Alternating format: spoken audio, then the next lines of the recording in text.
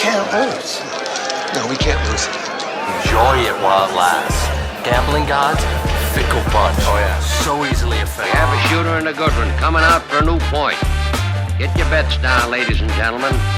He's a rolling point is 9, place 9. 9 a winner. Got a hot hand. Place your bets, ladies and gentlemen. They bet on absolutely anything. Don't make them prove. I don't know if there is a line that no Pacific Division team makes the Final 8 in the West. I guess one of them has to, because whoever wins the division, I think it's like a 4th seed or something automatically. But this division stinks.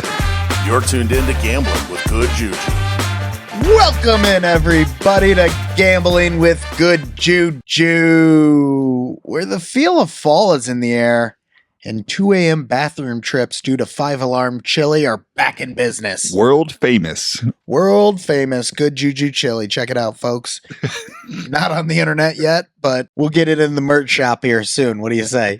Oh, chili mix? Or maybe Chili you could do a whole cookbook. No, I'm going to send them frozen Good JuJu pea chili. Oh, the whole chili. Yeah. We're going to start up an operation. Oh, yeah. That's next. definitely something someone would do is buy chili over the internet. Coming soon to the merch shop. Good JuJu chili. Hey, if you haven't already, head on over to your favorite podcast platform and give us a like, follow, subscribe, all those buttons to let them know you appreciate what we're doing. Hit us up on the socials at Good JuJu Bets. I think I might be improving my social media game. Not a lot, but a little. I don't know if you noticed. Baby steps. Baby steps. I did a couple things. It's looking good. How's the YouTube cracking? We're getting there. All I've been right. commenting on videos. Nice. I need That's to awesome. Make another video is what I need to do. On this week's episode, I think we're still blowing up, Juice. We're talking this week with our newest friend of the show. Not exactly, because Juice and I immediately clicked with this guy at Bet Bash. Noops Hoops Christenson. NBA preseason is underway, and we're really pumped to talk about NBA and hearing from Noops what topics in the world of NBA we need to care about now. But that's not all. But wait, there's more. That's right, folks. In addition to Noops, we tracked down not one, but 2 of the remaining participants in Circa Survivor. With the pool now down to only 193 participants, we're checking in with these fellas to hear how they're feeling and see what kind of scoops they will let us in on for week 6. I can't believe you found 2 people. I can't either. And we almost had a third. Oh, wow. Well, next week. But before we get to Noops and our special guests, the Survivors, we got some shout outs. I told you, Juice, we're blowing up. Blowing up. We should compile a series of sounds just highlighting the evolution in our tone around the show. 1 year ago, we were all like, no one's listening. Who cares what we say? Now, we blowing up, Juice. So who we shouting out today? Well, first up, thank you, Sydney and Urbana, for hitting up the merch shop that you talk about every week with a little support. Thank you that. Love you, Sydney. Really appreciate it. We also got this very thoughtful review here by Ramon D. Killa. Next Level Betting. If you're looking to take your gambling to the next level, join the show's host as they get gambling experts to share their secrets. Join the show's hosts as they get gambling experts to share their secrets. Learn about all types of gambling, even those you may not be familiar with, and the best ways to win. Breezy keeps the show light, even on the bad days.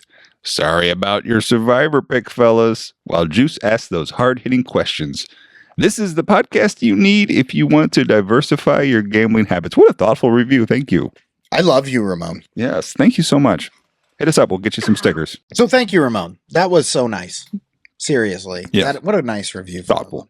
Also, Sydney and Urbana, if you are an Illini fan, hit me up. Yeah, be going to a game. I'll be at the game. Maybe I'll give out some Good JuJu stickers. That'd be fun. Illinois, Michigan, I'll be there. We need some blue ones. West side of the stadium, last row. West Side! Near the horseshoe, but up against the press box. It's great seats. I'm Yeah. really excited. Yeah, how you feeling about them? Pretty good still? Yes, I'm Awesome. feeling great about them. We had a bye week, so hard to feel bad about that. Yeah. In addition to these guys, Oilers Rebuild 3 had some kind words for us on Twitter. Appreciate the double listen to the last episode with Elihu that he gave us. Yeah. Folks, we went and bought both of Elihu's books after our conversation with him. We're going to look to tackle that material and start trying to get ourselves up to speed on this next stage of our evolution. It's time. We got to do it for you, our listeners.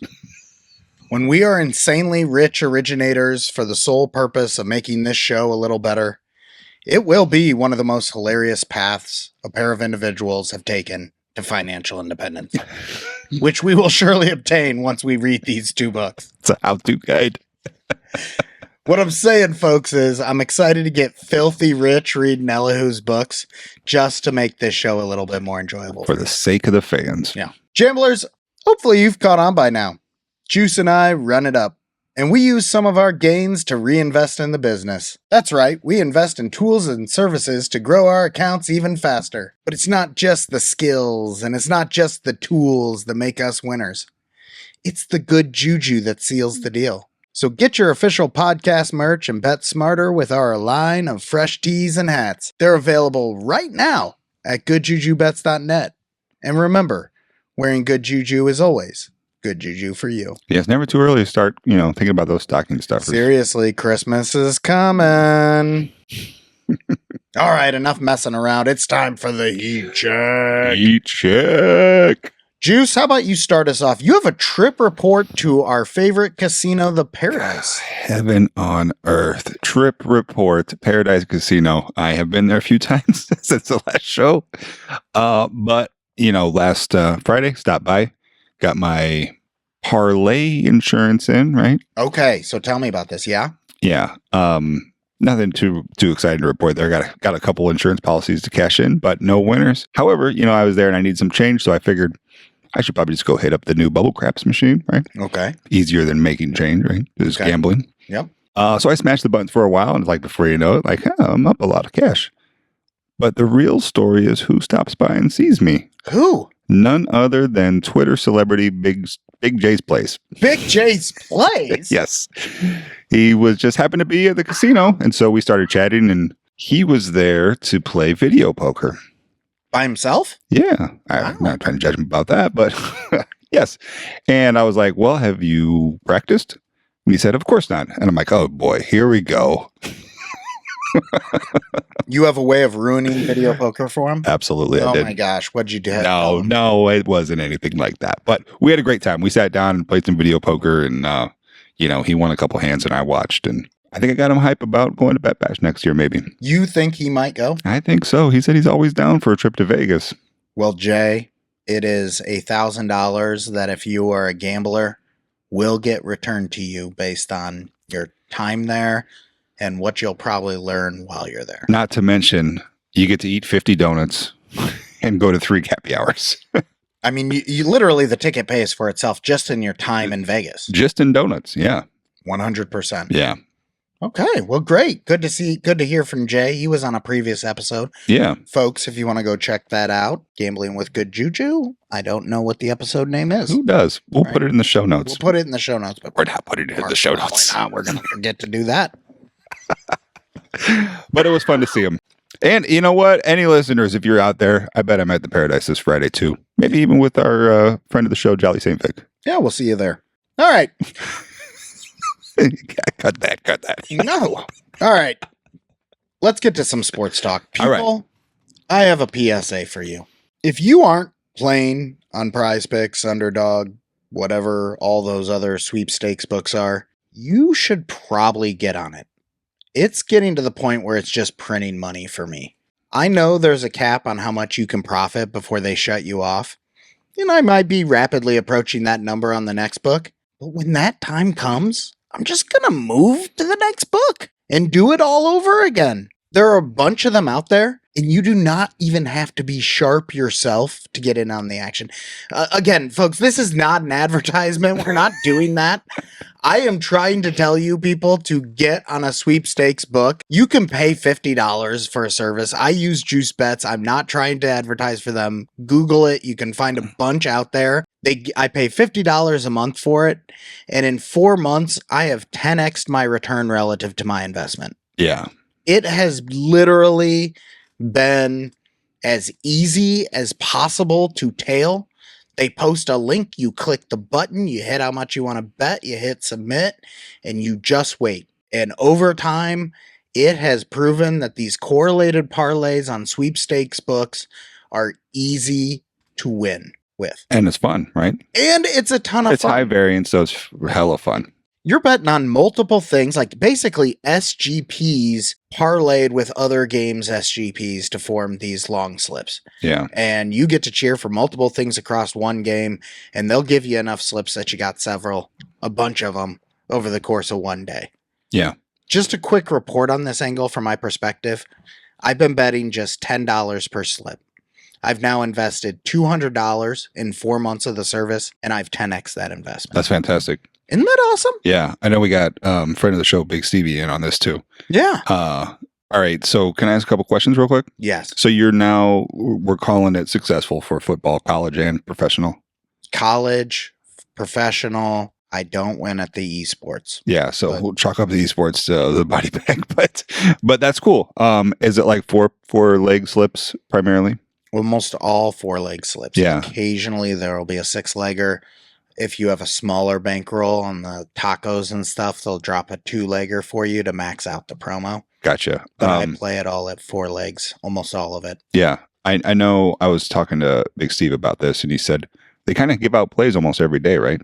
Tons. Not specifically, not a commercial for juice bets, but we're talking about them. Yeah, but if you join any Discord service that's doing this, it's a pretty basic mathematical equation for them to get to these things. It's just a matter of finding the right ones, running the math on it, and then posting them. Right. They're not doing the correlation correctly out there. Yeah. Now let me bounce this off you. You know, you're clowning people for not using these DFS fantasy sports books. Should I sign up for Underdog and try it with the juice bets? You should. So you don't have Prize Picks really as a viable option. Right. That ship has sailed for me. Let me get back to you on the quantity of plays, but I would say if you don't have an active sweepstakes book as part of your gambling portfolio, you should look into that quickly. Yeah. Like DFS fantasy. Yes. The sweepstakes books that they're posting to. Yeah. We're getting in good numbers on Prize Picks, and then they're like, yeah, but it's even better if you go play it on Parlay Play or whatever these other ones. So I'm wondering, like, should I just sign up for Underdog and play the Prize Pick stuff on there? No. No. I would not be, unless you want to, like, do you want to build the muscle of figuring out how good it really is? No. Because that's sort of where I've landed is I could go through the process of trying to build that muscle and taking that approach to our next step in evolution. But this is so easy without having to do it. Why would I bother? So you're afraid on Underdog I won't get as good a payout as Prize Picks? I would be worried about your quantity of plays on Underdog relative to Prize Picks. But that's what I'm saying, dude. I just pick the Prize Picks guys. Bet it on Underdog. I don't know. Maybe I'll try it next week. Like, get in there, see what the slips build to. Yeah. That'll be your answer. If it's close or better, then yeah, bet it. Got it. The correlation, as long as the numbers are the same at the top line level there, and your odds are the same or better, of course. Yeah. I don't know if they have the same markets. I don't know if they have the same builds. I don't know, how all that works, though. Well, we'll see. I like that idea. Millions is great, by the way. No, all right. Hold on. Is there anything else you want to talk about with the Prize Picks? No. Okay. You're good there? DFS, non-sportsbook sports betting. Yeah. Let's put a bow on this just by saying if you're not currently betting on a sweepstakes book and you have that option in your state, you should look into it. And I wouldn't be afraid to listen to everyone who says, oh, you're just foolish if you're paying money to tail someone. Because this is the easiest tailing scenario in the whole world. It only took me a couple of days to talk Steven into doing it, and he's glad he's done it. It's been awesome. Give it a shot, folks. Yeah. That's our tip for the day. Tip of the day. Sweepstakes books are really easy to beat. I don't even know. I don't know. I think Flip is a sweepstakes book. You said it like 18 times in the whole thing. I didn't want to stop you at the beginning. So you're saying these aren't sweepstakes I think books? they're DFS sports books, but whatever. We're splitting hairs. Whatever. Cut that. I'm not going to cut that. That's great. Good information, Juice. You don't even know if you're right. Good. I looked it up. You're right. They're DFS sports books, not sweepstakes books. Thank you very much for telling me that before I said it 18 times so that I couldn't edit it out and make myself not look like a dummy. Millions is great. Talking. Speaking of things that were wildly successful in, Yeah. let's talk about RJ continuing to beat NFL sides markets, On a whim. betting into stale lines somewhat. Well, No, we won't talk about it. Cut that. no, I kind of do the reversey. Yeah. So Millions is great. I left your house on Sunday at 5 p.m. with the Niners up 13, Seahawks battling. We were talking a Q2 winner Yeah, for it seemed the like it was- gambling Good JuJu entry. It was just there. Now you're 3-2 instead. Yeah. And it's all like, keep grinding. Stay Yeah. above 500. Yeah. You still haven't had a below 500 week. That's kind of amazing. That's awesome. How are you this year? Where are you at? So 15-9-1, tied for 274th place. Out of 6,000? Yeah. Oh my 6,000 goodness. entries.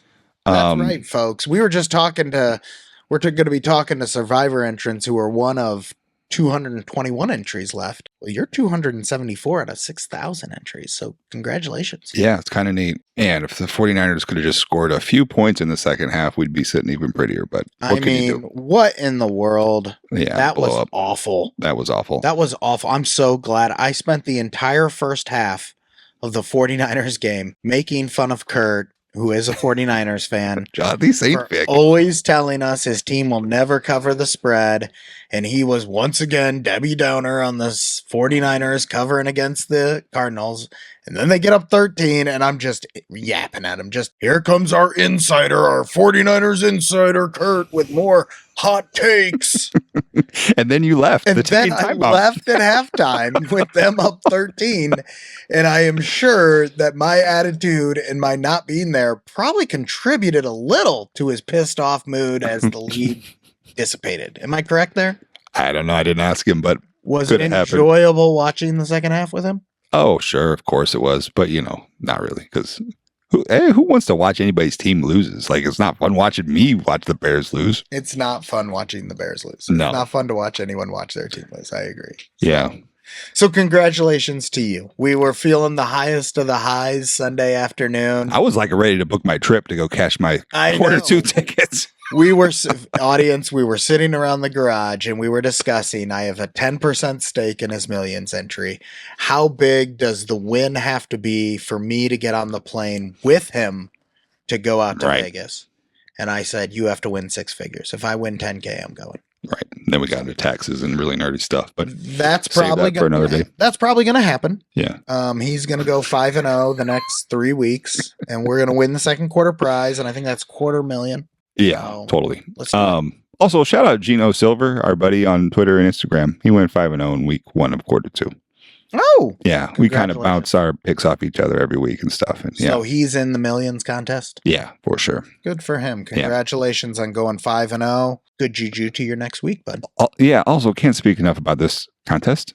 I mean, I'm so glad I entered this. It's so much fun. It's more fun than betting on football by a mile. It's way more fun to talk about Millions with you during the heat check than it is to say, so what do you think of your 392 bets you had since our last conversation, Right.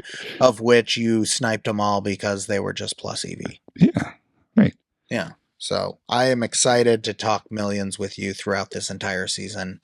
And if you remain in the highest tier, we are going to have to talk about your non-strategy actually being a strategy. Right, That's where we're headed next. right. We gotta. I'm baking this sucker. Yeah.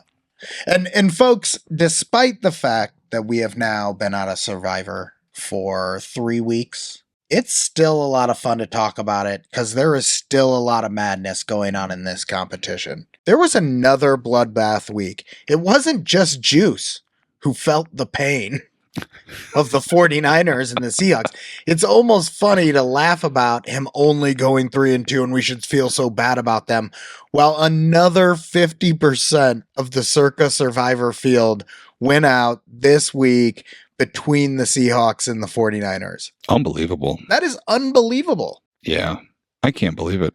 So I'm just sitting here going, we are now down to 221 entries out of what it was over 14,000 when we started. Jeez Louise. In Yeah. 5 weeks, we've weeded down from over 14,000 to just over 200 entries left. I'm not sure it's going to go the whole season. Well, we talked with some survivors as a part of this podcast for this show. As a part of this show, we talked to a couple of survivors, and we posed that question to them. And it's a fun debate, because if you're still a survivor, you got to still play this like you got a full year to go. Totally. I mean, there's still 221 entries. Like, cut half the field. You go into week 7, there's still over 100 entries. You know, like, regardless, there's going to be 10 people left still at some point way down the line here. Yeah, shout out Chris. He's got 2 entries. That's unbelievable. And it's his first year doing it. Yeah, jeez. For the record, our other guest, Ryan, also has 2 entries. Oh my gosh, wow. Both You found of 4 our entries. Jeez. Have 2 entries. That's crazy.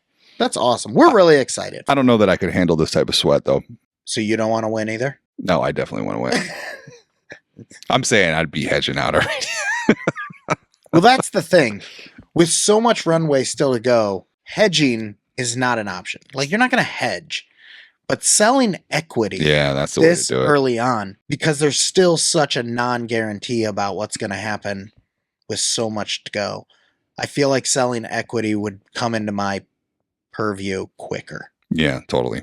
So we're going to hear from individuals on that very matter. Before we get to Noops Christenson, we have a couple special interviews for you. We tracked down 2 different Survivor contests still alive and are bringing you a short conversation with each, breaking down how they got here and where their heads are at heading into week 6. Stay tuned for that, and we'll be back to talk hoops with Noops after.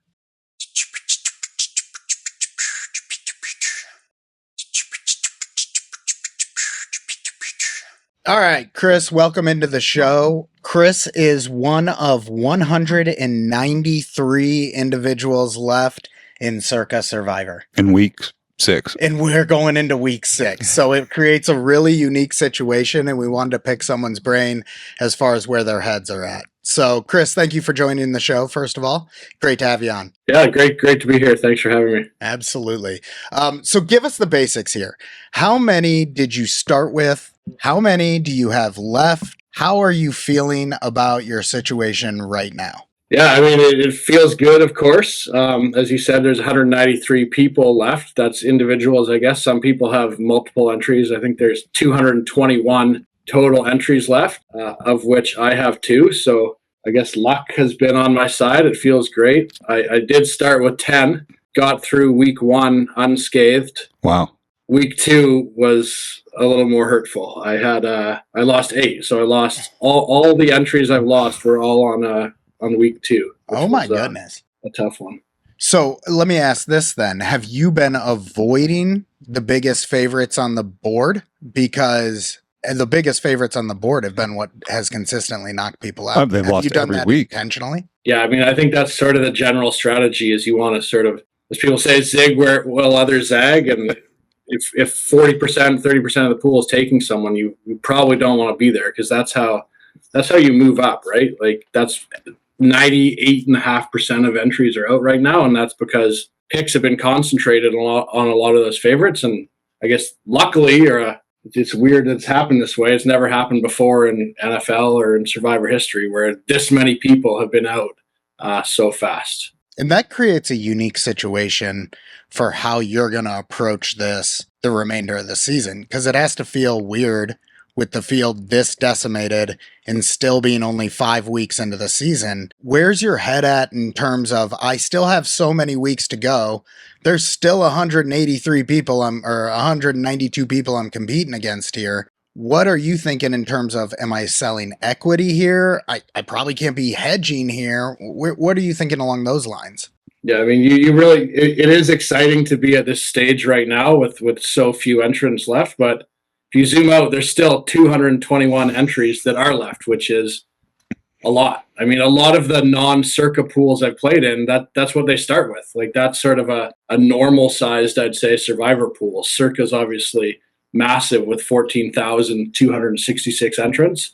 But I mean, I'm not trying to get ahead of myself here. There's a long way to go. We're only 25% of the way through the Circa season, given there's the Thanksgiving and Christmas week. So there's 20 weeks where you have to make selections, and we've only done 5. So there's a long, long way to go.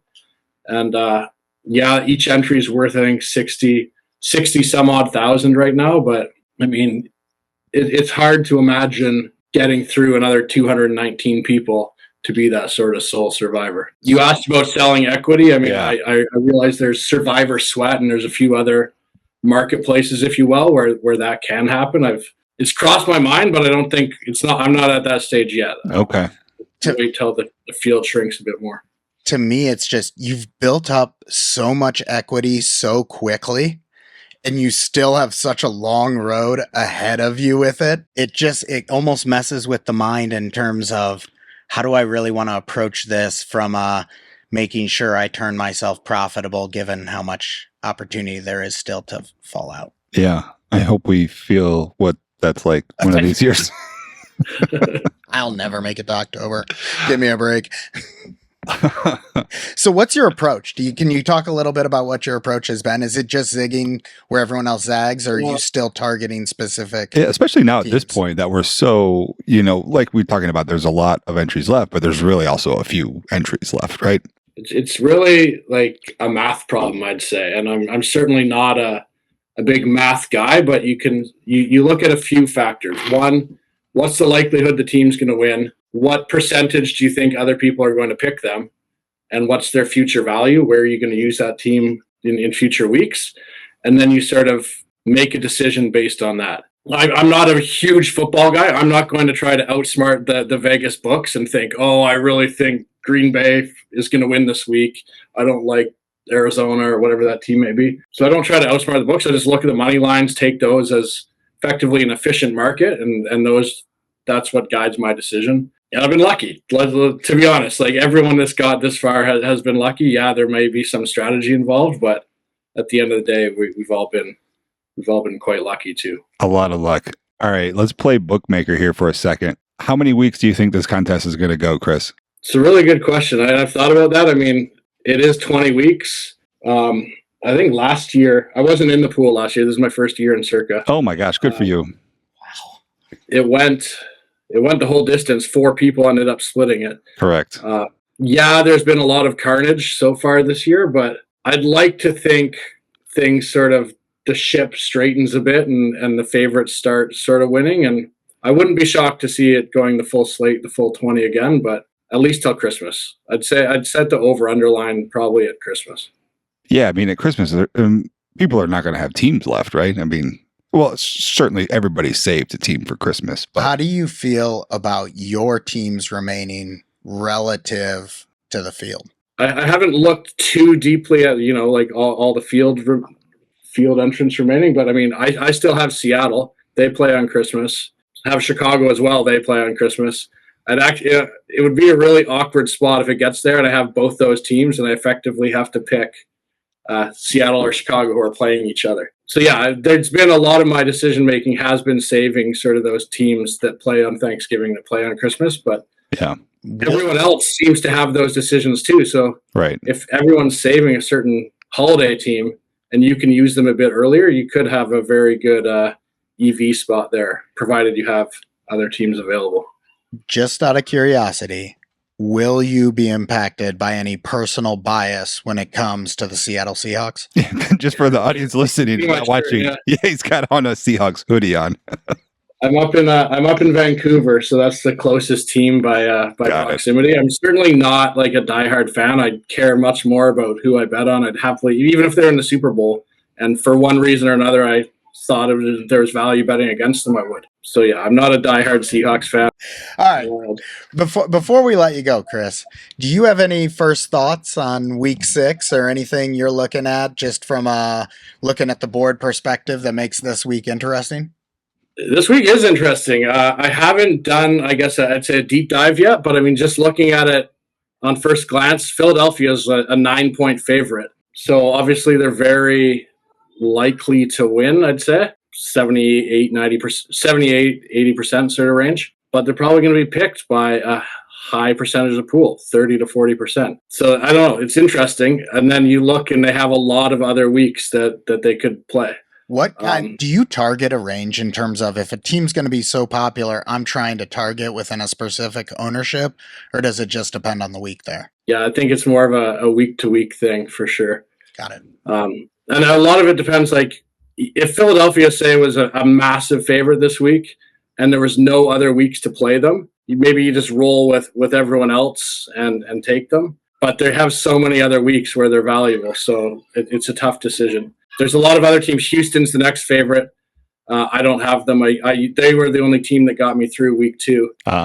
Atlanta on the road and Carolina's an interesting choice. Let's see. I've opened up Survivor Atlas, the map here. There's a lot of decent favorites this week, and the fact is, all those teams also have a lot of future value. So again, it's a pretty interesting week as to what route to go. Because if you want to get into the teams with less future value, their win odds certainly drop off a lot. Yeah. I'm curious too, as the pool goes deeper and the value of each entry goes up. Like, yeah, to date, everyone's been sort of taking some of those lower win odd teams. But I do feel that as that value increases, people might be looking to play it a bit safer, which means if everyone's playing it safer now, there's probably still value to play it a little riskier. So it's sort of one of those decisions that I'm going to have to weigh on for the next few days. Have you been discussing with Gabe, the creator behind Survivor Atlas, sort of strategy and asking those sorts of questions of him by chance? Not one-on-one, just in the group chat itself. Yeah. Well, he's a former winner, so that's the guy. we got to get in there with him. Okay, Chris. He runs. I'll just say on every Thursday he runs a Twitter Spaces at 4 p.m. Pacific.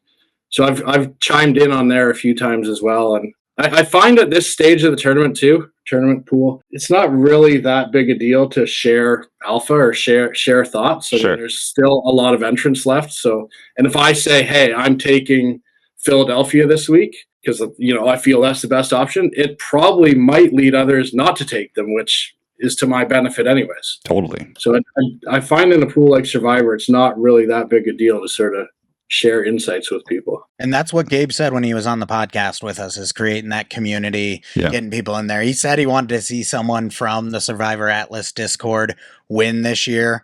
We want to see this as well. So we'll be supporting you the whole way, Chris. Thank you so much for taking the time with us today. Before we let you go, can you share with the audience your username so we can follow you on the leaderboard? Yeah, it's a Big House. 2 entries still alive. So hopefully that continues. Excellent. Awesome. Let us know who you're taking when you decide after it's locked in so we can root for you. Where I'm going to go look. Oh, yeah. Sure. Yeah, you just go right to Survivor Atlas, and a few minutes after it's locked in, Gabe has it all. Fantastic. Boom. There's the prop up. Beautiful.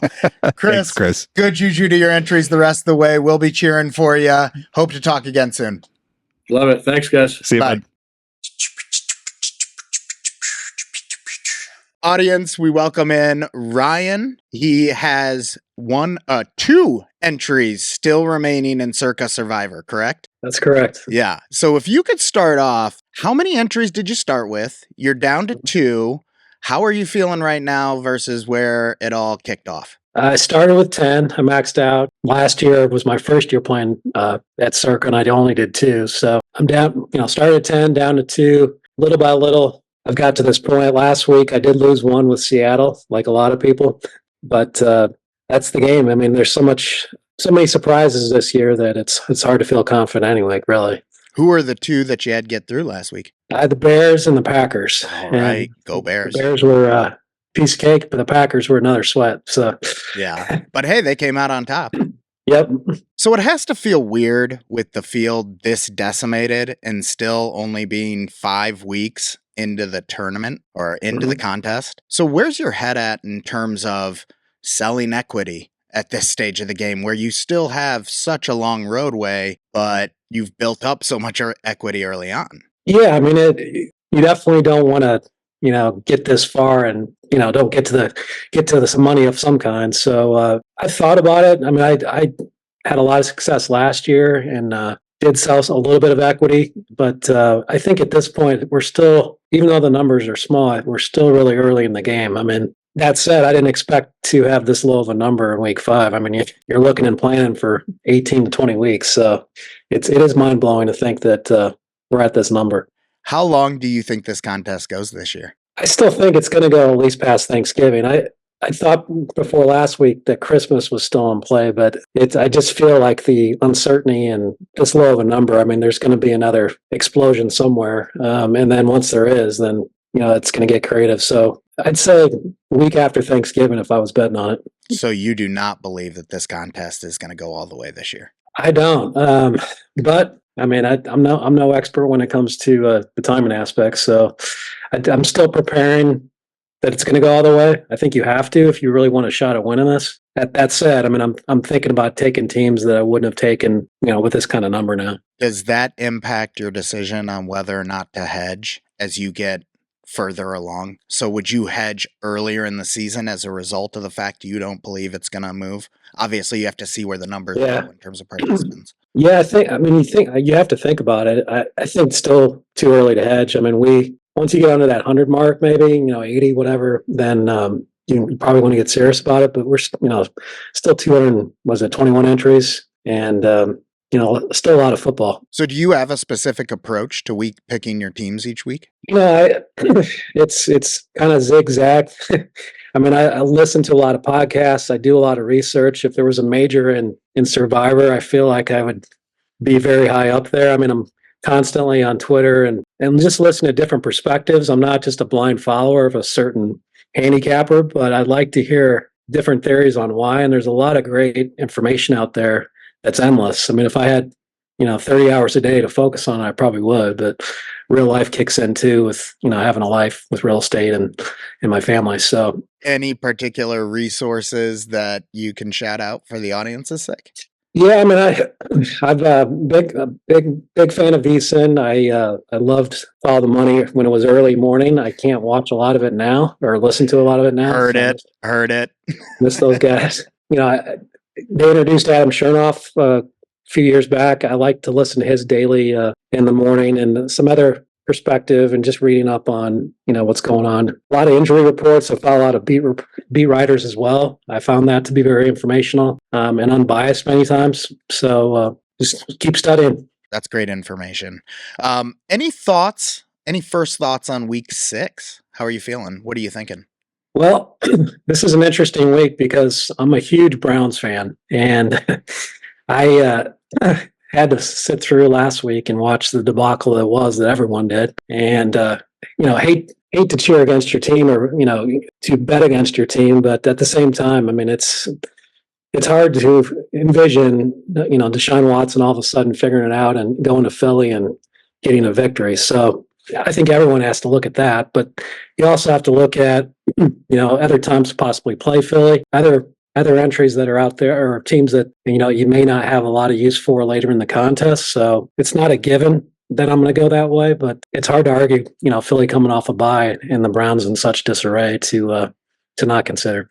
I think they're certainly looking like the most popular selection early on this week.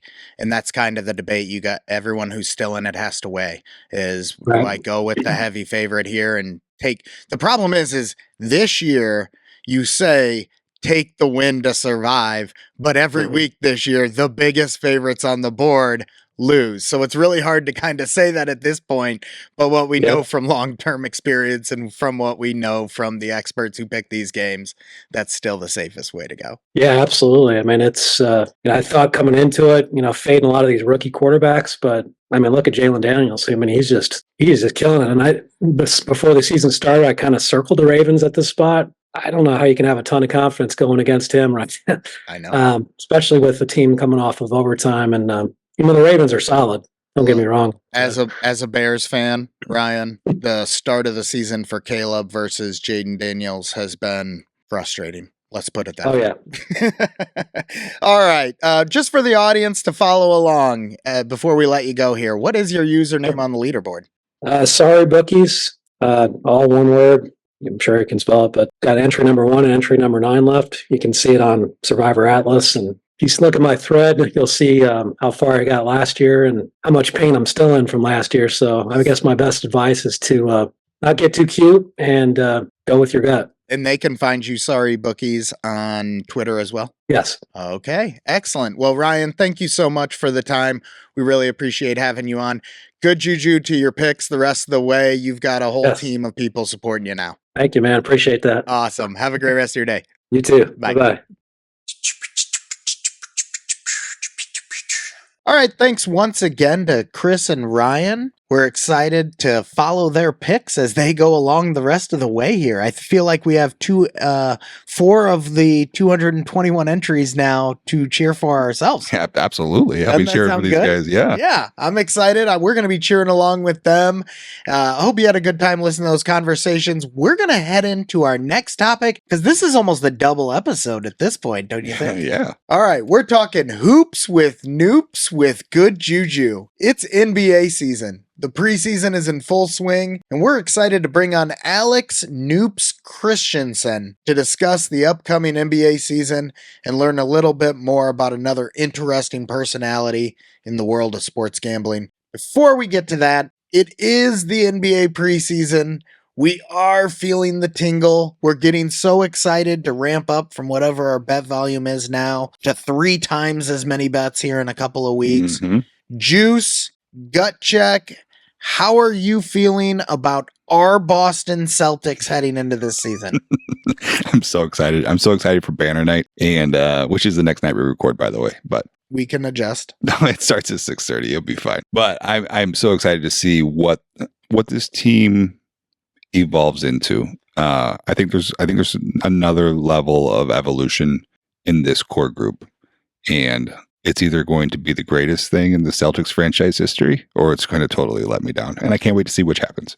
I struggle to see a scenario where the regular season isn't just demonstrative showing by the Boston Celtics. Like, I haven't looked up to see what the season win total is, but it's like that's probably a hammer, right? As always, yes. As always, I'm worried about what happens in the playoffs. I know you guys, you and Big Stevie like to mock that everyone was saying the schedule was weak through the playoffs for the Celtics last year. But there is some measure of truth to that. And if there is another strong team out there playing well at the right time, can they still be that overwhelming team in that scenario? Yeah. The regular season, I'm not worried about. Right. Let's go Celtics. We're going to have a fun time with me hanging out a couple times with you during the course of the NBA season watching it. I can't wait to watch basketball at night.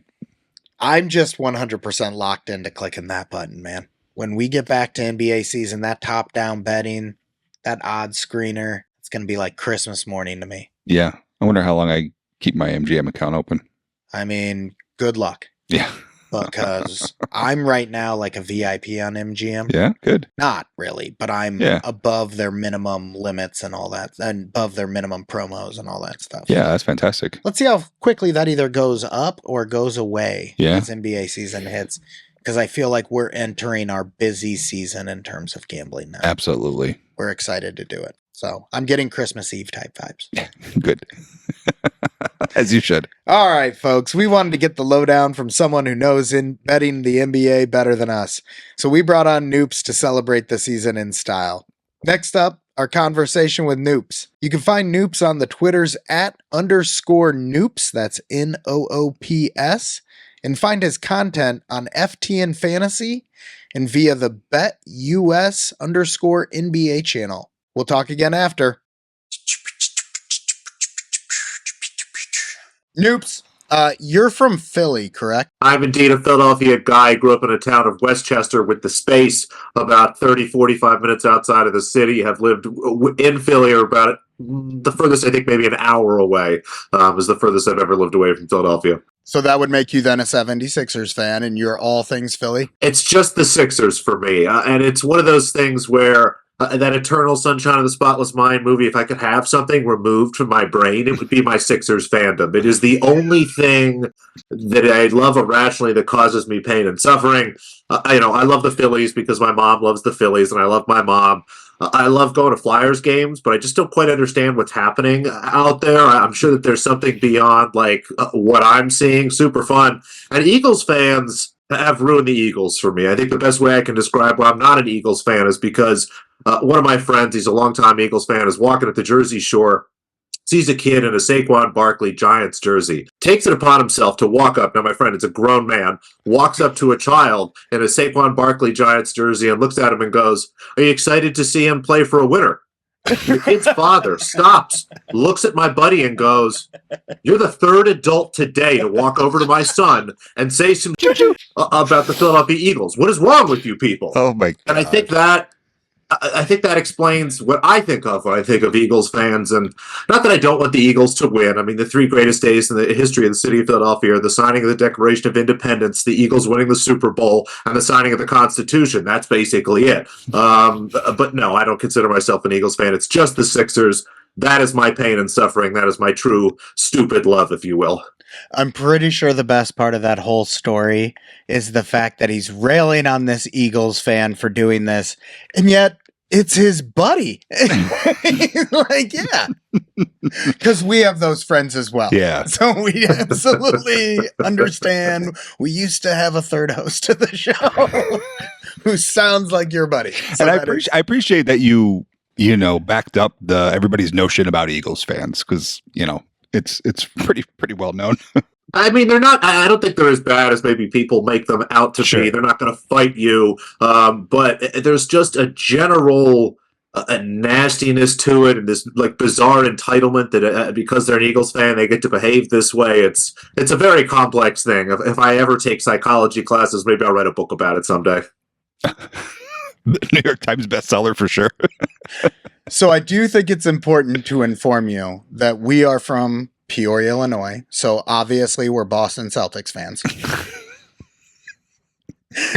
So it's been How did fun. that happen, by the way? Was it just like you were just trying to rebel against all the Bulls fans? You want to do something else? Did you get like a Celtic starter jacket when you were a kid? It all went from there. So what the hell happened? All right. So it was a piece of like being sick of Michael Jordan for sure. But my dad was actually a Celtics fan from back in the day when you watched the NBA finals on tape delay and they were the greatest team ever. So we suffered through a bunch of shitty teams together, watching 1 or 2 games a year when they played the Bulls. And then thankfully finally got a little bit of a, on the roller coaster here at the height here. So it's been fun, but that's how it happened. That's interesting. Yeah. I like that. I was a Bulls fan growing up. And then when Jordan retired and they went on strike, it's like, what's the point? I went off to college and I went to Illinois at a time when Illinois was playing in the national championship game. And so for me, I just abandoned the NBA entirely. And then I moved away for a long time. And a few years later, I go to move back to Peoria. And he's like, well, if you want to come hang out with us, we watch all the Celtics fans. Me and another buddy in his garage. And I was like, well, if I want to hang out with them, I should probably pretend to care about the team.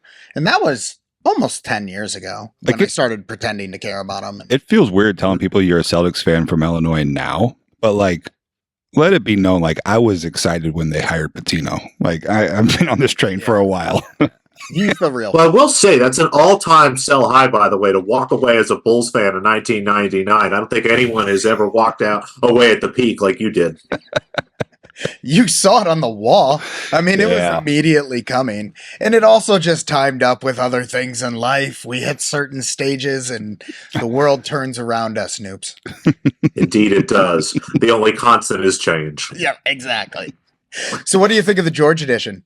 I couldn't be happier about the way the offseason went. I mean, outside of getting players that I don't think we really ever had access to, I think Tyus Jones was always going to be a Sun. I think Gary Trent was always wanted to be a Milwaukee Buck. I mean, that is as good as an offseason as the Sixers could have had. Every single thing that they could have gotten worked out. I mean, Paul George has to be one of the best free agent signings in the last 5-6 years. I mean, you rarely get an all-star. Now, a player who is at best towards the end of his prime, probably just a little bit past it, is maybe not the kind of guy you're thinking of, but he's a perfect fit for this team. And it really allows, again, after the entire offseason, and again, I love the George fit. He is exactly what they need. Him and Maxey can play together. Him and Embiid can play together. All three of them work nicely. And it just allows a scenario where they finally have, I think, some depth at every position. They have the ability to, again, hopefully, fingers crossed, keep Embiid from playing too many minutes so he can finally be fresh at the end of the year. But, knock on wood, I'm ready for maximum pain. This team at its best, if it all comes together and gels throughout the season, is probably the best Sixers roster we've had in my lifetime. Wow, that's exciting.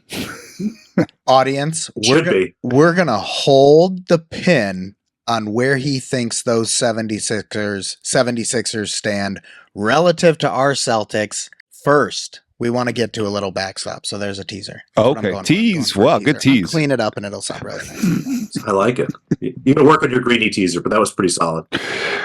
All right. You are an analyst for FTN Bets and BetUS. Give us the background. How do you end up in that position? How do you end up there? Let me take an even further step back. Is that what you're primarily doing right now, or are you primarily doing something else? That is probably one of the three prongs of things that I do. There is the content side. Again, analysts for both of those companies. Really what I'm doing is I'm doing shows, I'm doing writing, I'm active in a Discord, kind of sharing my thoughts, sharing my bets, sharing my ideas. The other kind of third of my time goes to actual betting, building models, originating, putting in my own stuff. I have a couple people I do some top-down stuff with, being a part of that. And the third thing, not quite out of left field, but I do some contract work for Independent Pharmacy Buying Group. Basically, any pharmacy that's not CVS, Rite Aid, or Walgreens is some poor schmuck that went to school to become a chemist, then a healthcare worker, and got stuck around at a 7-Eleven. But all I'll say, people, is they're the last true community entrepreneurs. Take all your generic prescriptions to your local community independent pharmacy. Take your brands to CVS. Let those jerks lose money. We have Prec Shot not too far from us. Maybe we just move over to them. Right. I got to admit, I'm at my local Hy-Vee. I'm sorry, Noops. It happens. Convenience gets us all. I still stop at CVS from time to time to buy toilet paper. So that's a heavy involvement in the world of sports gambling as your overall portfolio as a career individual. How did you land there? Yeah, it's one of those things where, coming out of college, basically pushed really hard, went to a very good private high school, went to LaSalle University, but was kind of burnt out after 7 years of going to private school, and maybe didn't try as hard as I should have at going to college, but left with good grades, had a great 4 years, grew a lot as a person, and walked into a really nice job at a wholesale pharmaceutical distributor and worked there for 10 years. But the last 4 years, what I found myself doing was spending, honestly, most of my time building betting models while I was sitting at my desk. I mean, it's an Excel file. Nobody has any idea what any of it means. I mean, names like Surge Abaca, that sounds like a pharmaceutical product. You could just sort of get past that stuff. And especially being big into tennis at the time, a lot of names that, again, even if people could read them, they wouldn't really know what it was. And it's one of those things where growing up, I've always been kind of a big numbers person, a big risk person. I love playing cards, grew up playing poker. I love watching horses. That was one of the big things I did with my dad growing up. Obviously, fantasy football is really huge. So got into all that stuff and basically found myself spending more and more time trying to figure out how to crack that nut and realize basically, if I don't become good at this, I'm just going to be poor because this is only going to get worse and all this stuff. And, so I start building some tennis models and stuff. And one of my favorite things to tell people that are getting into this is reach out. This is a really great community. Everyone is really willing to talk and help you. And I'm sure you guys know Drew Dinsick, also known as Whale Capper, one half of the Deep Dive Pod, a big listener to them. I basically listened to a lot of that stuff at the time. They had done a tennis podcast. So I just sent Drew some ideas. And it turns out I stumbled into one of the best bets I've ever made in my life. I had no idea how good this was, but at a time, certain books would let you take a tennis spread and parlay it with a total. Now, if you've never bet tennis before, it's almost, you can basically bet a game spread, which is how many games a player will win by. So say there's a match at 6-4, 6-4. That player won by 4 games. The total was 20.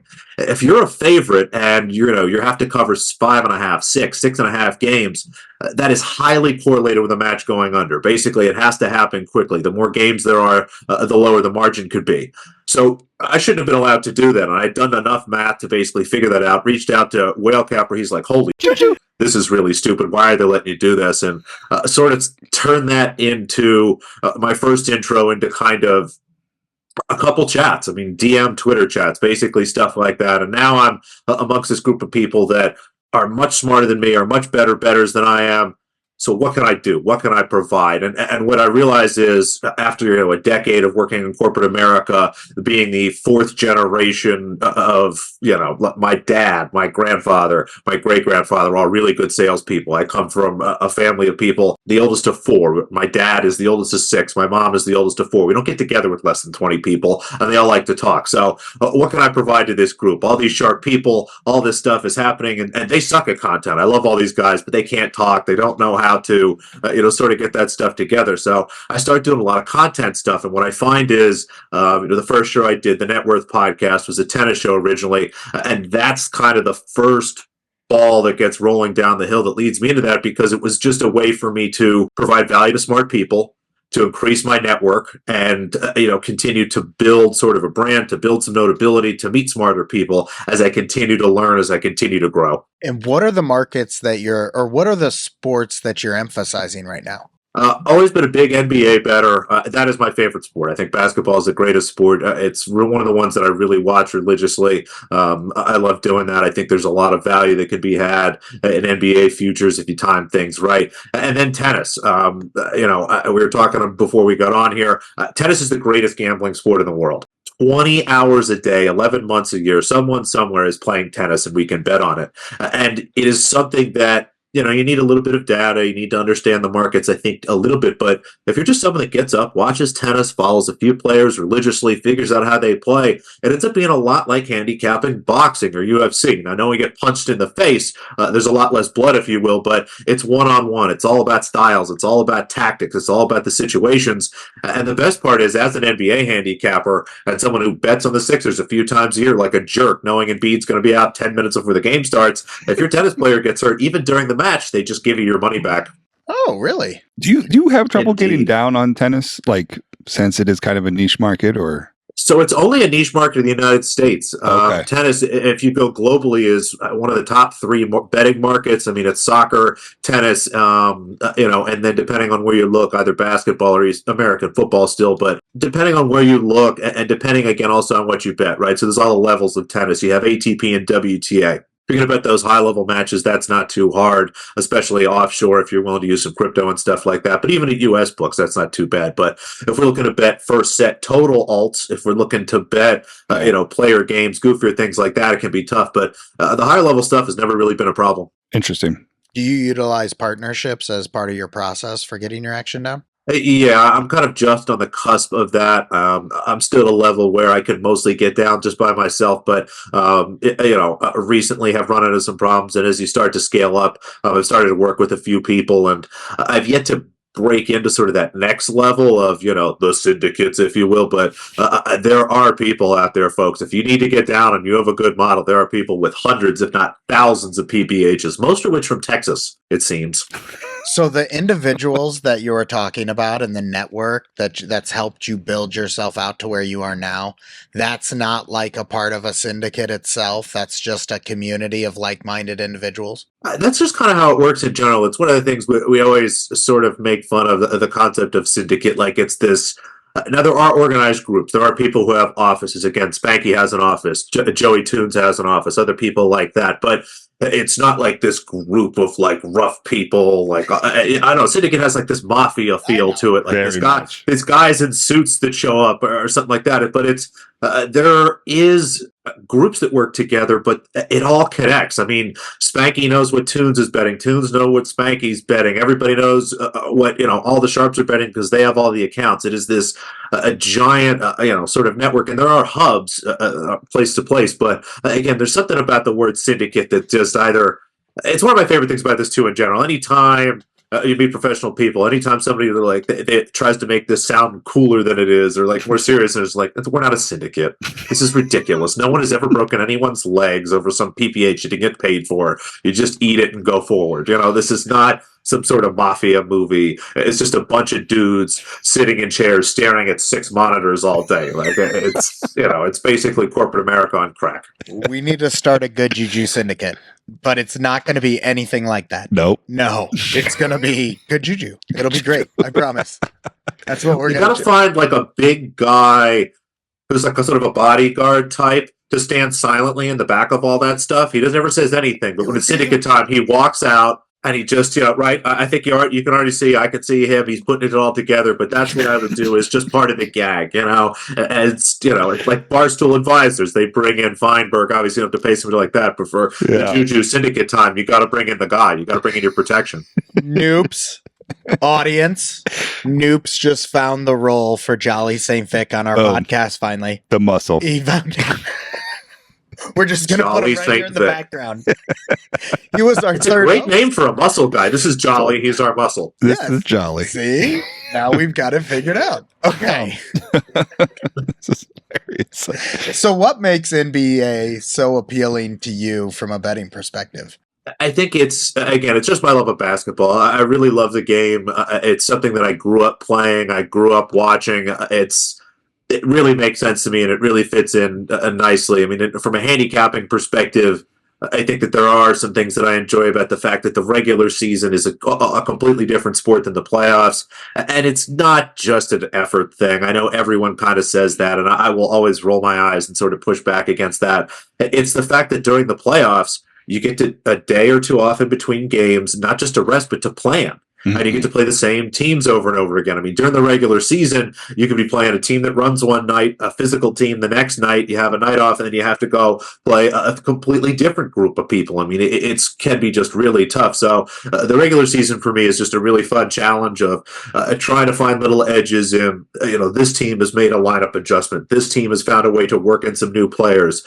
This team, you look at some of their metrics, it's like they're just running too hot. I think that is a really interesting night-to-night challenge. And then the playoffs, honestly, is a thing where, regular season is a lot of models, a lot of numbers, really leaning on that. I actually don't watch as much regular season basketball. I try to almost avoid it. Big Sixers games, big marquee matchups and stuff like that. Playoffs is the exact opposite. I kind of tuck a lot of that stuff away. I will reference models and things like that, but it's a lot about really trying to watch each second of every game, getting up and watching them again after they're over to try to really break down matchups and things, because it's just again, from a handicapping standpoint, once you get the playoffs, those numbers don't move that much. The models and things like that rely on these bigger sample sizes aren't going to change from a couple games. But if you are a basketball person, if you can watch and see how the matchups are going, there can be a lot of value there. One of the most interesting things about playoff basketball is the adjustments, I think, and how you get the roller coaster of win, loss, win, loss, win, loss. So you pretty much throw the data out the window in the playoffs and rely on your eyes? I wouldn't say that I throw it out entirely. What I'll do is I'll kind of, at the beginning of the series, handicap how I feel about the teams going in, build the money line, build a series price and things like that. But from a game-to-game perspective, again, I take that last game, I put it into my model. There's just so much data in there from the whole season that even if I chop it down to maybe the last few months, even the last month, I'm not moving my line more than half a point, a quarter point, really game to game with the new model. So I'll go in and I'll run it. It's more of a guide. I think of it more as a stake in the ground, if you will. But I will at a certain point, like if I look at my model, it's like I know that the numbers here say that this shouldn't be that big of a move, but what I saw was we now have a completely different series because they figure out X, Y, and Z, and I don't think that the other team's going to be able to break that down. So are you exclusively within the NBA betting into main lines, or are you attacking prop markets as well as a part of your strategy? Everything and anything. Again, full game spreads, full game totals. Those are the easiest to get down, and frankly, they help you keep accounts. I mean, it's not as good as betting NFL Sunday morning, but at least if you're betting those bigger markets, they'll let you come in, and player props are really great. That is mostly a model thing for me, and I'm not just straight betting numbers that are kind of being spit out of a model, but I start there, and it's I'll bring in some theories like, okay, this guy's going to sit tonight. How does that fall through? This game might be a blowout. Well, what does that really mean? This guy is kind of been in hot water and has been maybe a shorter leash, stuff like that. But try to attack everything. First quarters are a lot of fun. First halves, for whatever reason, I've never really gotten into. Something I might get into maybe a little bit more. But yeah, team totals, basically everything they put up, I'm interested in. I got addicted to stocks last year, like steals and blocks. Yeah, it's one of the most fun. If you're going to watch a game, it's one of the most fun bets to sweat, because it's like, oh, that was definitely a steal, and then they don't give it to him. And then you got to keep sweating it out. I love it. So it is a lot of fun, but it's harder to get down. And it's one of those things, I'll put those into like same game parlays and stuff, try to like hide them different places. But it's good. We need more people betting that stuff so we can get more down eventually. More liquidity, yes. The reality of our situation as top-down bettors has been that nothing has proven more profitable than exploiting NBA player prop markets. And I'm not sure exactly why that is, but we've been we've run it up unbelievably from a perspective of betting the NBA from a player prop perspective. I don't know, is there anything to that, or is that just our luck? Right. So you said you're betting it sort of from a top-down perspective. Yeah. So you're looking at an odd screen, a player prop screen, and you're not using models or anything like that, but it's simply like there are a few books. You guys look at it. This stuff starts to move. Now is the time we got to go and scoop it up. And we've done this for a while, and our return on NBA is phenomenal compared to, we've tried it for MLB, we've tried it for hockey, we've tried it for NFL, college football, all of it. It's not that it's bad in doing it other ways, but nothing like NBA has been for us. Yeah.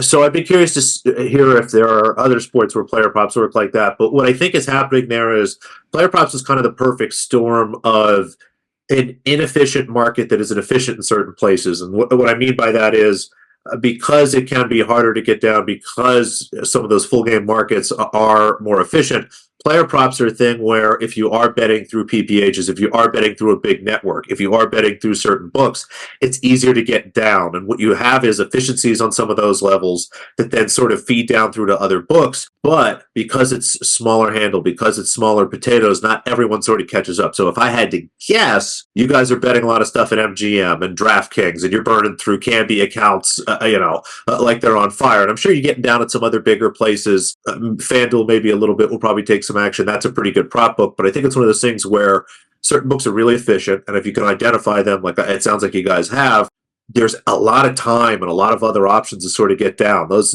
numbers, if an NFL spread goes from 7 to 6.5, you have 10 seconds maybe before everybody in the world moves that half a point. But, if you have a player point prop, LeBron James under 22.5, it gets bet down to 19.5 at some other place. There'll be 20s, 21.5, even 22.5 sitting up 10, 15, 20 minutes, an hour later. So I think that's kind of what you have going on. Yeah. There's so many markets and players, and it's every single day. Yeah. I absolutely cannot wait. And even FanDuel and Caesars and the Totally. books that have been less likely to limit have been successful for us. Absolutely. So Yeah. that's great. Okay. All right. Let's get into some of the stuff. Actually, one more question for you, Noops. On a busy day, let's call it a full slate NBA action, what's your volume look like? It really moves around in certain parts of the season. I would say that, if there are 12 NBA games, I'm looking at maybe 4 to 5 full game bets. Depending on how much time I have to go through props and derivatives, it could be 20 to 30 bets on that, again, depending on time, stuff like that. So I would say I'll probably end up with a full game bet around 25% of the slate, and props, honestly, it depends on how much time I have and how much access I have at that moment. I mean, you could spend your whole life trying to go through all that stuff. We do during the NBA season. We do. But I would say, hold my calls. Some things are more important. Let's talk this season.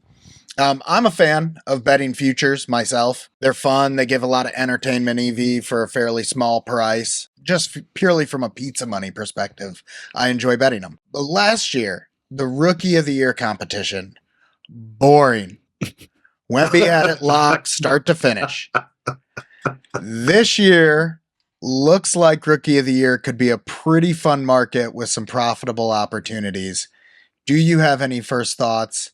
Where's your head on the NBA Rookie of the Year competition? A Rookie of the Year is one of those markets, and I couldn't agree more. I love futures. I love doing this stuff. Futures markets are some of the softest markets that exist, and I don't think people take into account how much value you get maintaining your accounts by putting futures in. Said another way, folks, if you have a Canby account, maybe only bet futures there, because then you can get a year's worth of crap in before they figure out what's going on. Books like it when you let them hold their money. I think there's some value in futures, and again, if you're not someone that's trying to roll over your bankroll every day, I understand kind of the arguments against that, but it's one of those things people are like, don't bet futures. There's no EV in futures. They're nuts. I know people that are basically just professional futures bettors. Now, a Rookie of the Year, though, is one of those awards where I struggle with it because it's either very clearly one or two people usually. Again, last year, I think you're right. It was pretty clearly Wemby all the way. At the beginning, there was some back and forth, but again, the reason the award markets are so great, if you timed it right, you could have some nice bets on Wemby plus 150, plus 200, a nice chunk on Holmgren at plus 300, whatever number you wanted. As I look at this year, it's These guys suck. I look up and down this list, and there's just not a lot of basketball players that I'm excited about. So let me give some of Go the ahead. names real quick here. So I took a look at It's some the of the top top 6. names on Yeah. the board, and I'm going to butcher some of them. I know I am. Zach Edey. For the record, Zach Edey's at the top of the list. Yeah, In wild. terms of The favorites favorite. to win NBA Rookie of the Year. Reed Shepard, Zachary Richey. Did I get that right? Risa Shea. Risa Shea. Shea. Nice work. Alexander Sarr and Matas Buzelis. I think it's Metellus Buzelis. Metellus Buzelis. No, Modest. I'm sorry, Modest Buzelis. Modest Buzelis. So those Modest were the Buzelis. top 5 on the NBA Rookie of the Year odds boards.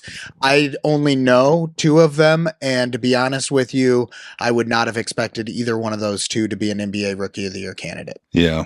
It's a tough list, and with a lot of the other awards, there's a clear profile in my mind of what kind of the candidates look like. But Rookie of the Year comes down to someone who is the best player and just blows us all away, or whoever happens to have the best counting stats. I don't think there's going to be a player good enough in this class to just blow us away with how good they are. So you start to try to think about roles, and I think that's why Edey is the favorite. You look at this Memphis Grizzlies team, Edey is going to have a starting role in this team. He's going to play 20, 25 minutes a night for this team. He is ready to contribute right away. He is not someone that is going to start slowly. He could be someone that flirts with averaging a double-double. That's something that really gets award voters excited. Reed Shepard, I think, maybe has the most upside in terms of this category, simply given his role and the fact that Houston needs shooting and has a lot of defenders. They could put him out, and if, again, he can find a way to grind out 25 minutes a night, there's going to be a lot of three-pointers, a lot of big highlight moments in there. But now you start going down the list. The Wizards are terrible. I don't know if Alexander Sarr is any good. The Wizards are terrible. Buzelis, I don't know what he's going to do on this Bulls team. I don't understand how he gets playing time. I don't see it there. Stephen Castle, the same thing. Bub Carrington, apparently it's C. Carrington. I don't know what the C stands for, but Bud Carrington, he's a Wizard. They're terrible. So now I'm at like Dalton Connect. He's a backup. Klingon, I don't know what his role is. Dillingham's a backup. Holland's a backup. Now I'm just, there's nobody here on this list, the further I go, that has a defined role. So I think that's why Zedi and Shepard are at the top. I actually don't mind the idea of maybe taking a little bit of each right now, because I think those numbers generally only move down. And they probably, I'm looking at plus 500. I'm looking at plus 650 or so on Shepard, plus 500 on Edey. That is, I don't mind betting a little bit of each, but it's just a market that every year I honestly kind of pass on. So you wouldn't look at a year like this where it seems a little more wide open and consider taking a shot on some individuals further down that list, just because who knows what's going to happen here in this situation. Somebody gets hurt or something, they get a spot. Yeah.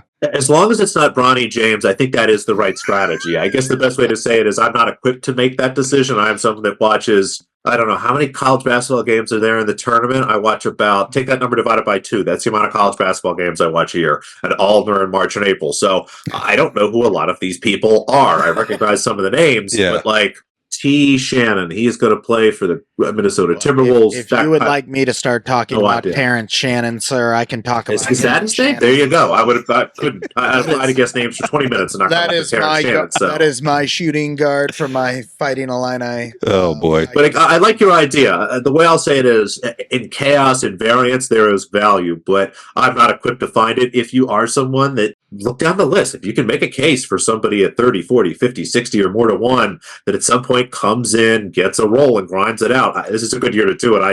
I have no freaking clue who most of these people are, let alone what their chance of doing that is. Well, I like the idea of just throwing it in there for account longevity, and it's certainly a good free bet opportunity for sure. Yeah, like why the hell not? Use those bonus bets on futures, people. If you want to root for one of these guys, knock yourself out, right? It sounds like a project I might tackle, given my college basketball I love knowledge, it. my fake knowledge. I'm totally in. All right, let's get to the teaser. Any competition for the Celtics in the East? What are we thinking, Noops? The Celtics, this is so hard. I've had to say this for like a year and a half now. That makes me sick. The Celtics are the best team in the Eastern Conference. They are the team with the highest floor and possibly the highest ceiling. And what I mean by that is I think NBA success is all about how bad you could possibly be versus how good you could possibly be. And there is just no world in which the Boston Celtics miss the playoffs, let alone don't host a series in the first round. I mean, unless there's some sort of horrible team plane accident or something like that, there is just so much depth here, so much talent here, and maneuverability. So you look at them; they're very good. But you look at a team like the Sixers, you look at a team like the Bucks. I think those are teams that have ceilings. They could maybe approach what Boston's ceiling is. I don't know what to do with the Knicks. I'm not as high on the Knicks at this point as maybe other teams are. I don't like the identity change. I don't like what they've done there. But when I look at it, is the Celtics are the best team. They should be the favorite. They are the favorite. That makes perfect sense to me. I think the Sixers, if not even if everything goes right, if they get to 75-80% of everything goes right, the Bucks 75-80% of everything goes right, that is a really scary opponent for Boston because their strength is, again, that high floor, but there still is not a star. I mean, you guys are Celtics fans, and you can go ahead and defend Jason Tatum if you want. You can defend Jaylen Brown if you want, but Giannis is the best player in that series. Yeah. Joel Embiid is the best player in that series. Tyrese Maxey from night to night could be the best player in games. Damian Lillard from night to night could be the best player in games. That's what I think is really scary. So, again, I hate saying this. It makes me absolutely sick. But the Celtics are the best team. They should be the favorite to win the title and win the East and all that stuff. But last year, there was not another team that I think had the ability to catch up with them. And again, there's a lot of things that have to go right. The Sixers have to gel in one season, all these new people together, and everyone has to stay healthy. The Bucks have to gel with some new players, and everyone has to stay healthy. But if we do, we get to April and May, and Giannis and Dame are good. Embiid is healthy. Maxey's playing good. Paul George is there. I mean, I think those are really scary spots for a Boston team that just doesn't have that guy that can take over games. I mean, you can win on the strength of your team. That happens. But at a certain point, the best player can carry things through. And that, I think, is the problem for Boston. Yeah, Tatum has certainly proved time and time again he is not that guy. Yeah.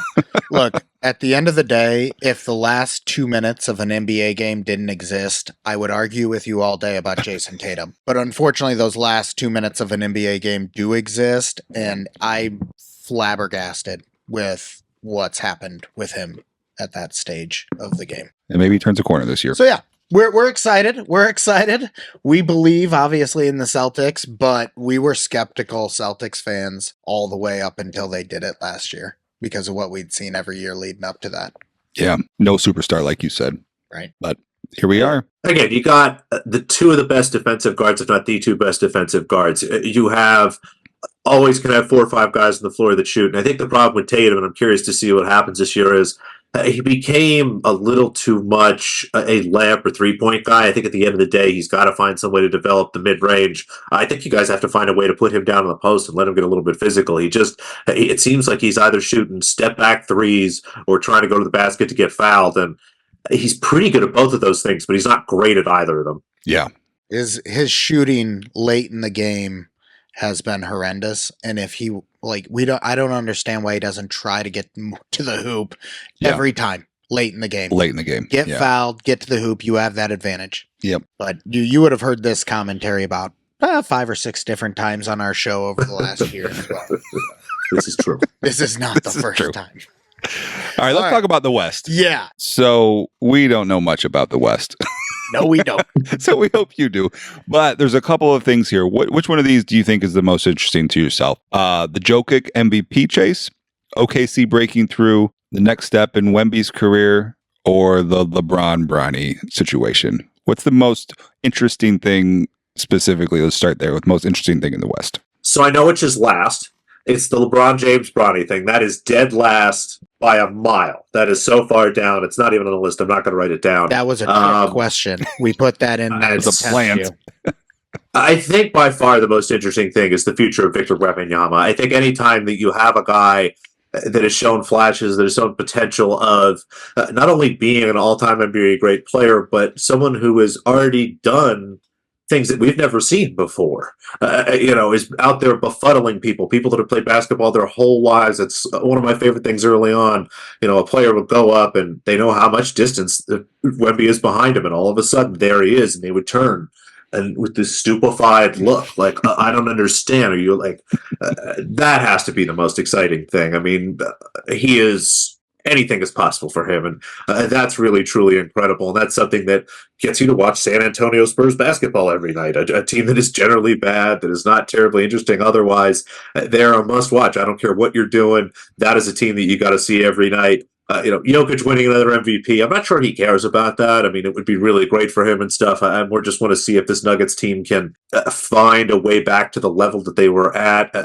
That title season, I'm really worried about them in general. But I think the Wembanyama plot is probably the most interesting. Oklahoma City, that team is stacked. What a great offseason they had. That team is going to be even better than they were last year. But in terms of the bigger future, in terms of the big historical context, the Wembanyama is the most fascinating thing in the NBA. Do you think Wembanyama is capable of hitting that top pantheon of NBA greats where we're watching the beginning of the next, not LeBron James, Michael Jordan, whatever it is, the next great NBA legend? I do. I think that is very much in the range of possibility. I think we're looking at someone that, again, not even if everything goes right, if we get to 85, 90% of what he's capable of being, we're talking about one of the 5 to 10 greatest NBA players ever. Yeah, that's interesting. They're certainly going to be on TNT a lot, that's for sure. I got some Wemby rookie cards, so I should hold on to those. Hold on to those, yeah. Should. Yeah. Okay.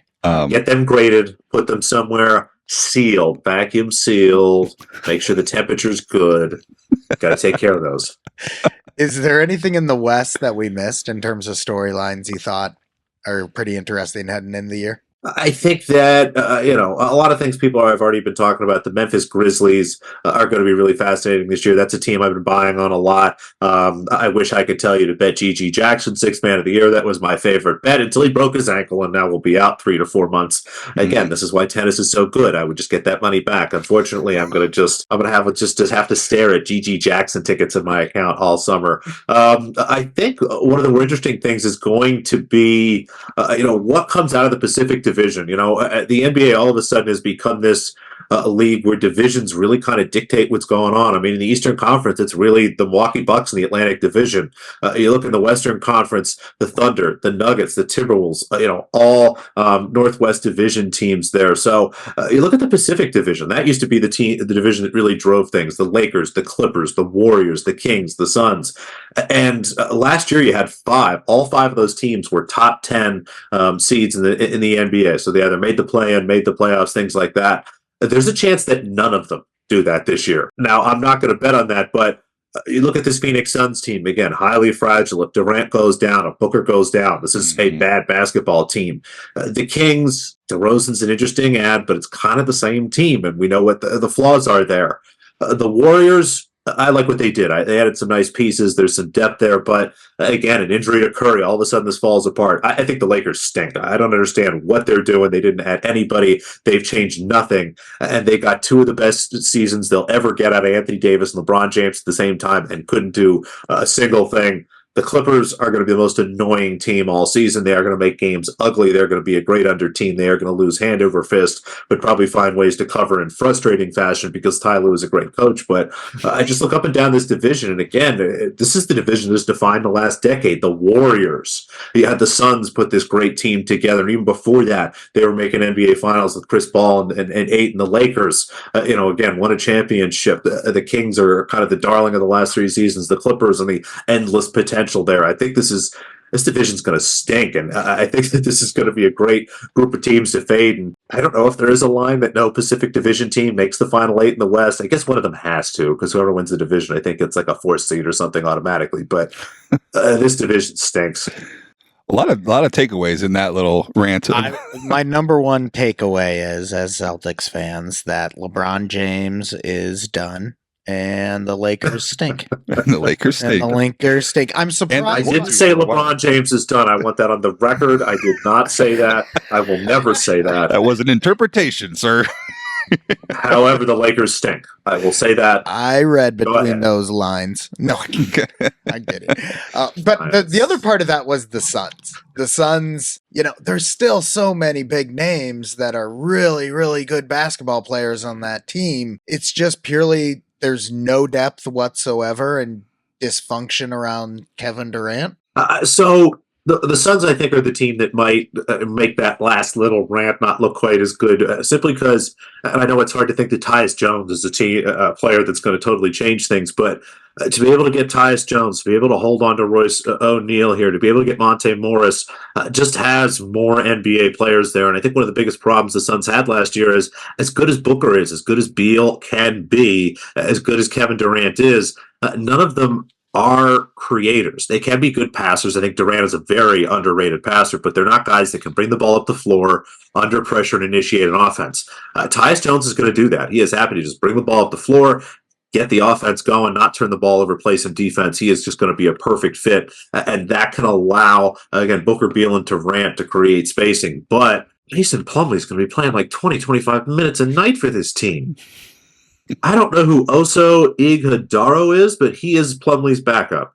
There's a guy named Ryan Dunn on this team. That might just be made up. I don't know if ESPN's just filling a slot or not. Like, if Booker goes down, if Durant goes down, this gets ugly fast. But at the same time, again, you got to think about the ceiling. You got to think about the floor. The floor and the ceiling here is Tyus Jones is bringing the ball up, allowing everybody to cut and move around. There's enough bodies here where they're not playing too many minutes. The shots are finally going in. They can keep the game slow. Coach Bud can come in and help them to slow down transition, help them to rebound enough, cover up enough stuff where it's a bad defense, but not one that makes mistakes. It could all sort of come together. And again, as bad as the rest of the division is, they get to play those teams, 4 times this year. So there can be a lot of wins there. So I think the Suns is a team, again, with a high ceiling, but also a really low floor. There's a lot of fragility there, if you will. Cool. Before we let you go, one question for you. Hot take. Anyone taking down the Celtics this year? One more time on that. No, end of the year, NBA championship. Oh, NBA Finals. Yeah, NBA okay. Finals. Do you believe my and Ryan's Boston Celtics will be NBA champions? I don't think that I can answer this without bias. This is a really tough question because it's October. Yeah. I don't have to come to terms with this for 9 months. I have 9 months before I have to come to terms with this reality. So yes, there will be a team that will beat the Boston Celtics. The Boston Celtics will not be repeat champions. Not going to happen. We got the other 29. We got the Noops hot take to wrap up the interview. Noops, thank you so much for joining us. What can we expect from you this NBA season from a content perspective? Again, I'll be on the BetUS NBA show Tuesday, Wednesday, Thursday, and Friday. Every day at noon Eastern, talking through NBA stuff with some really great handicappers. Sean T. Green from the Sports Gambling Podcast. Doug Kazarian, you might remember him from his time at ESPN. Awesome. And we've got a new member, a guy named Carl Sack, a professional NBA bettor. Started to do some more media content, a really interesting guy there. And from an FTN perspective, I will be in the Discord constantly. I'll be putting out articles pretty much daily, little videos here and there. And we might be doing playback streams. If you guys aren't familiar, there's this great product, Playback, that allows you to have live watch parties where we can actually show you the game. I can actually put the NBA game on for you. So a lot of really great stuff there, but you can find it all, as always, at _Noops on the app formerly known as Twitter. Noops, thank you so much for taking the time with us today. Good juju to your NBA betting season, and we hope to talk again soon. My pleasure, gentlemen. Best of luck till we speak again. All right. Thanks once again to Noops for joining us this week. That was a lot of information. He is a wealth of knowledge on the NBA. Yeah, I learned a lot about the Western Conference tonight. I mean, I didn't know anything. No, I didn't either. And I'm glad he agreed with us. The LeBron Brownie thing. Not a real thing. Not a real thing. Not if you're like, it is if you like to read People magazine. The People magazine headline of the NBA is Brownie. Yeah. People that don't watch basketball want to talk to me about it, for sure. People who want to talk basketball want to talk Wemby potentially being the next great player in the NBA. And I'm going to do my best not to get too excited about the Celtics repeating because he seemed pretty confident in that. He said no, but I don't think he felt no inside of his heart. He definitely didn't. He wanted to take the field for sure, and he's a Sixers fan, so. I will say that Noops is a character all of his own, and I probably laughed as much as I've ever laughed in an interview. Oh, good. That's fantastic. That's what we need, a little dose of fun with Noops. Hoops with Noops with Noops. Good JuJu. And thank God basketball's back. Thank goodness basketball's back. That's the takeaway, folks. We hope you had a lot of fun getting excited about NBA season with us. That's going to do it for us. Good juju to your bets, and we'll talk again in 2 weeks with Colin Davey, correct? Yeah. Colin Davey. Okay. All right, everybody, have a good one. Bye. Bye.